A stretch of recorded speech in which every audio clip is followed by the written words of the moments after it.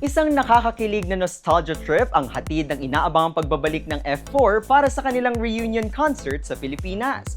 Ngunit bago pa man makasama ng mga Pinoy ang mga bida ng hit Taiwanese series na Meteor Garden, nag-iwan muna sila ng isang makabuluhang tulong para sa mga nasalanta ng lindol sa Mindanao. Alamin ang mga detalye dito sa Truth o Charot. Dao Mingse, Watsilei, Seaman at Meizu. Mga pangalang naging bahagi ng kabataan ng maraming Pilipino dahil sa hit Taiwanese series na Meteor Garden.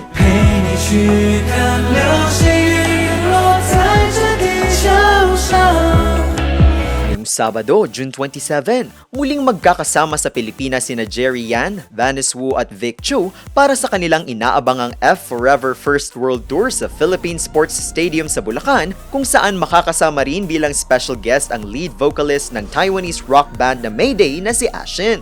Ngunit hindi man magiging kumpleto ang reunion ng F4, ipinaliwanag ni Ken Chu na nakilala bilang si Seaman sa isang video sa kanyang Instagram na hindi siya makakasama matapos ng hindi pagkakasundo ng kanyang panig sa mga organizers tungkol sa mga kondisyon ng kanilang kasunduan. Sa kabila nito, mas lalo namang hinangaan ng mga miyembro ng F4 kasama si Ashin matapos magbigay ng kabuuang 5 milyong pisong donasyon sa ilang mga foundation para sa mga pamilyang apektado ng lindol sa Mindanao. Sigurado namang mas lalong kikiligin ang mga matagal ng tagahanga dahil inaasahang maririnig muli ng live ang ilan sa pinakaminahal nilang mga awit kabilang ang Meteor Rain,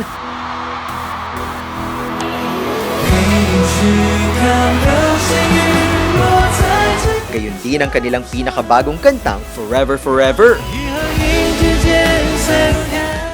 At sa muling pagkakasama ng F4 sa iisang entablado, inaasahang muling mabubuhay ang mga alaalang nagpakilig sa isang henerasyon ng mga Pinoy.